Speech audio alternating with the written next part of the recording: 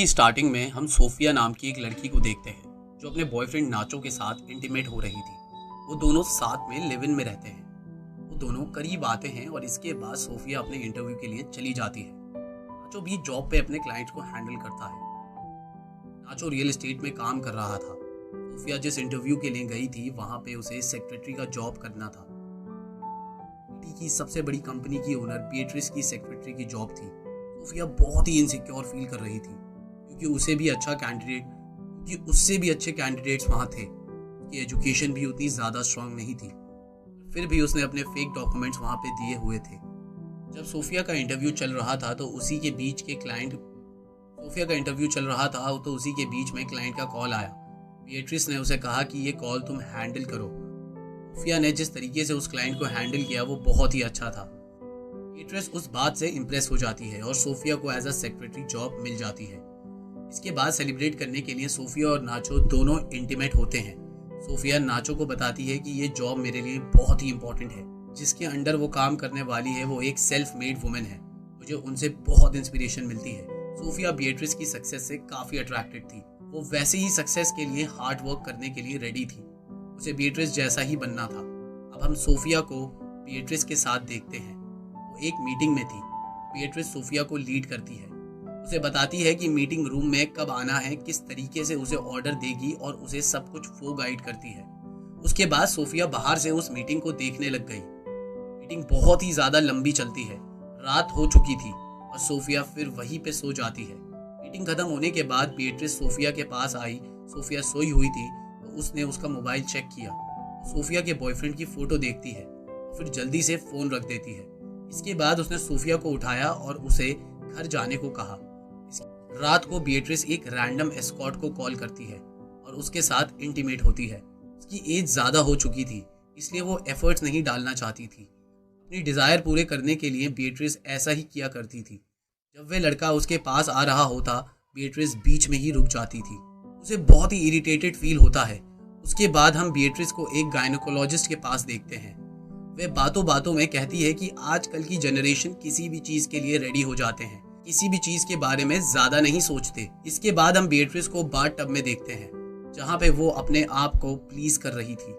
आखिर उसके भी कुछ नीड्स थे पर आगे ज्यादा होने के कारण वह इस पे कुछ काम नहीं कर पाती। नेक्स्ट सीन में हम सोफिया को देखते हैं। वो रोज अपना प्रेगनेंसी टेस्ट करती है।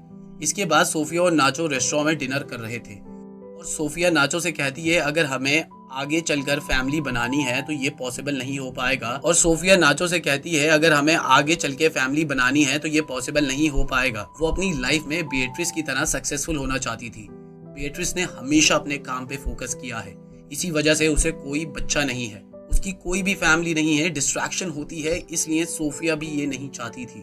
नेक्स्ट सीन में हमें पता चलता है कि सोफिया नाचो के बेबी से प्रेग्नेंट है। ये बात सोफिया के लिए शॉक था। वो चर्च जाती है और फादर से कन्फेस करती है कि मैं अब माँ नहीं बनना चाहती और अपने अंदर पल रहे बच्चे को अबॉर्ट करने वाली हूँ। फादर ने सोफिया को समझाने की कोशिश की कि दुनिया में इससे बड़ा कोई और पाप नहीं होता और सोफिया रोते हुए वहाँ से चली जाती है। नेक्स्ट सीन में सोफिया बीएट्रिस के साथ मीटिंग के लिए जाती है। वहाँ पे सोफिया बहुत ही अच्छे तरीके से बीएट्रिस के क्लाइंट को हैंडल करती है। उसने बीएट्रिस को भी बहुत ही अच्छी कंपनी दी। मीटिंग खत्म होने के बाद बीएट्रिस सोफिया को अपनी कंपनी में एक परमानेंट जॉब ऑफर करती है। ये सुनकर सोफिया बहुत ही खुश हो जाती है। अब सोफिया सच में उस कंपनी का हिस्सा है और साथ में बीएट्रिस की असिस्टेंट भी। उसे कंपनी में एक हायर पोस्ट दिया जाता है। उसके बाद सोफिया को एक एम्प्लॉय को फायर करना था। उस एम्प्लॉय के कॉन्ट्रैक्ट पे साइन करवाने का काम सोफिया का था। सोफिया उस एम्प्लॉय के पास गई। वह एक लेडी थी। सोफिया ने उसे कहा कि आपने 10 दिन हॉलीडे की छुट्टियां ले ली है और इसी वजह से कंपनी ने आपको निकालने का फैसला लिया है। एम्प्लॉय ने कहा कि मेरी छुट्टी लेना वैलिड था, 10 दिन में बीमार थी, मेरे पास मेडिकल सर्टिफिकेट भी है और उसका बेबी भी हुआ है, इस वजह से उसे ये दिक्कत आई थी। ये सब सुनने के बाद भी सोफिया एम्प्लॉय की बात नहीं सुनती और उसे कंपनी छोड़ के जाना पड़ता है।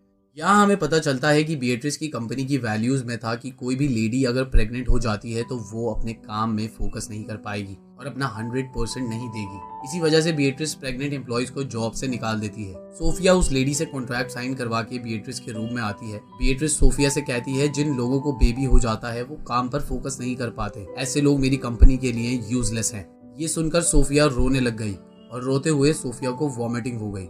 देखकर बीएट्रिस भी समझ जाती है कि सोफिया भी प्रेग्नेंट है। सोफिया को रियलाइज हो गया था कि उसकी जॉब जाने वाली है और वो इस बेबी को अबॉर्ट करने वाली थी ताकि वह उस कंपनी में रह सके, क्योंकि लाइफ में सक्सेस बहुत इंपॉर्टेंट था।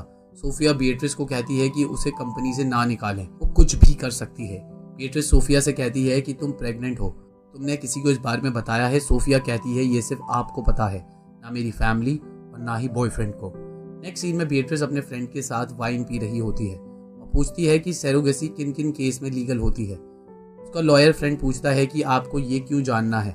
सोफिया कहती है मैं माँ बनना चाहती हूँ पर मेरे को शादी नहीं करनी। मेरी कंपनी में एक लड़की है मेरी असिस्टेंट, जो कि प्रेग्नेंट है और अपनी जॉब खोने के डर से उस बेबी को अबॉर्ट करवाना चाहती है, तो मैं उस बेबी को अडॉप्ट करना चाहती हूँ। बीएट्रिस के फ्रेंड्स उसको हेल्प करने का प्रॉमिस करते हैं। रात में बीएट्रिस सोफिया को कॉल करती है और कहती है कि मैं तुम्हारे बेबी को अडॉप्ट करना चाहती हूँ, इससे तुम्हें भी फायदा होगा और मैं भी माँ बन जाऊंगी। सोफिया को ये आइडिया अच्छा नहीं लगता। उसे लगता है कि इन सब के बाद बीएट्रिस सोफिया को जॉब से निकाल देगी और उसने जॉब के टाइम नकली सर्टिफिकेट भी दिए थे। ये क्राइम था और उसे जेल में भी डाला जा सकता था। सोफिया सोचती है कि अगर उसे आगे बढ़ना है तो उसे सैक्रिफाइस करना पड़ेगा और बीएट्रिस को बेबी देने को तैयार हो जाती है। बीएट्रिस चाहती थी कि सोफिया प्रेगनेंसी के बचे हुए दिनों में बीएट्रिस के साथ रहे और इस बात का किसी को पता ना चले, और बीएट्रिस सोफिया का अच्छे से ध्यान भी रखना चाहती है। वो चाहती थी कि प्रेगनेंसी के टाइम उसे सभी चीजें मिले और उसकी अच्छे से केयर हो।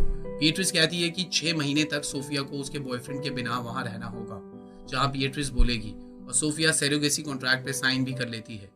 ऑफिशियली वो एक सरोगेट मदर बन गई थी। सोफिया फिर नाचो से मिलने जाती है और उसे कहती है कि मुझे ये सिटी छोड़ के दूर जाना पड़ेगा। 6 मंथ्स के लिए वो काम करेगी, फिर वो वापस आएगी। वो नाचो से कहती है कि मुझे असिस्टेंट मैनेजर की जॉब मिली है और सैलरी भी डबल हो चुकी है। सोफिया को सरोगेट मदर बनाने के लिए बहुत सारे पैसे मिले थे, कंपनी में भी उसे प्रमोशन मिल रहा था। नाचो को सोफिया की बात अच्छी नहीं लगी। वो नहीं चाहता था कि सोफिया उसे छोड़कर कहीं भी जाए। सोफिया को जाने को मना करता है पर सोफिया ने उसे कन्विंस कर ही दिया। बीएट्रिस सोफिया को शहर से दूर एक लग्जरियस घर में लेके जाती है। वहां पर सोफिया रहने वाली थी। सोफिया घर को देख के अमेज हो जाती है। प्रेगनेंसी के टाइम सोफिया को जो भी चीज चाहिए थी वो सब उस घर में अवेलेबल था। बीएट्रिस ने सोफिया के लिए एक पर्सनल शेफ भी अपॉइंट किया था। उस घर में कॉस्मेटिक से लेके स्विमिंग पूल सब अवेलेबल थी। इन सब चीजों की वजह से सोफिया उस घर में अपने स्टार्टिंग के दिनों को एंजॉय करती है। सोफिया का रूटीन इस तरीके से बन गया था कि सुबह उठकर वो प्रेगनेंसी की एक्सरसाइज करती थी और फिर पूरे दिन उसे आराम करना था। रात में बीएट्रिस सोफिया की तबीयत पूछती थी। एक दिन अचानक सोफिया की नजर घर में लगाए हुए कैमरे पर पड़ी। कैमरा देखकर सोफिया काफी सरप्राइज हो गई क्योंकि हमेशा उसे रिकॉर्ड किया जा रहा था। रात को बीएट्रिस के घर आ जाने पे सोफिया उसे कैमरास के बारे में पूछती है कि क्या आप मेरे पे नजर रख रहे हैं? फिर बीएट्रिस कहती है कैमरा सिर्फ सिक्योरिटी पर्पसेस के लिए है। सोफिया कहती है कि वो सर्वेलेंस के अंडर नहीं रह सकती। बीएट्रिस कैमरास को हटाने के लिए मान जाती है और चीजें फिर नॉर्मल हो जाती हैं। बीएट्रिस कहती है तुम्हें प्रमोशन चाहिए था, वो तुम्हें मिल चुका है। धीरे धीरे करके बीएट्रिस का सोफिया के बेबी से ऑब्सेशन बढ़ने लगता है। नेक्स्ट सीन में सोफिया अपने मोबाइल को ढूंढने की कोशिश करती है जो काफी दिन पहले घर से गायब हो जाता है। सोफिया को नाचो से बात करनी थी, इसलिए वो अपनी मेड से सेल फोन मांगती है। हैरानी की बात तो ये थी कि मेड के पास भी सेल फोन नहीं था। सोफिया टेंशन में आ गई थी और सोचती है कि नाचो क्या सोच रहा होगा। रात को जब बीएट्रिस सोफिया से मिलने आती है तो सोफिया बताती है कि मेरा सेल फोन गुम हो गया है। बीएट्रिस कहती है कि मैं तुम्हें नया सेल फोन लाके दे दूंगी। अब कुछ दिनों बाद हम सोफिया का अल्ट्रासाउंड देखते हैं। सोफिया का बेबी साफ साफ दिख रहा था और हम नोटिस कर पाते हैं कि बीएट्रिस उस बेबी को देख के बहुत ही ज्यादा एक्साइटेड थी। बीएट्रिस ऐसे बिहेव कर रही थी जैसे वो बेबी उससे बात कर रहा हो। हम देख सकते हैं कि सोफिया से ज्यादा बीएट्रिस उस बेबी के लिए ऑब्सेस्ड हो गई थी। सोफिया एक दिन मेड को बोलकर ऊपर वाले कमरे में जाती है जहाँ बीएट्रिस ने बेबी के लिए रूम बनाया था। उस रूम में बच्चों के सारे फेवरेट खिलौने थे और वो रियलाइज करती है कि बीएट्रिस बेबी के लिए कितनी सीरियस है। बीएट्रिस सोफिया के लिए एक पपी लेके आती है जिसे सोफिया बोर नहीं होगी। एक दिन सडनली सोफिया रियलाइज करती है कि कुछ दिन से मेड घर पर आ ही नहीं रही।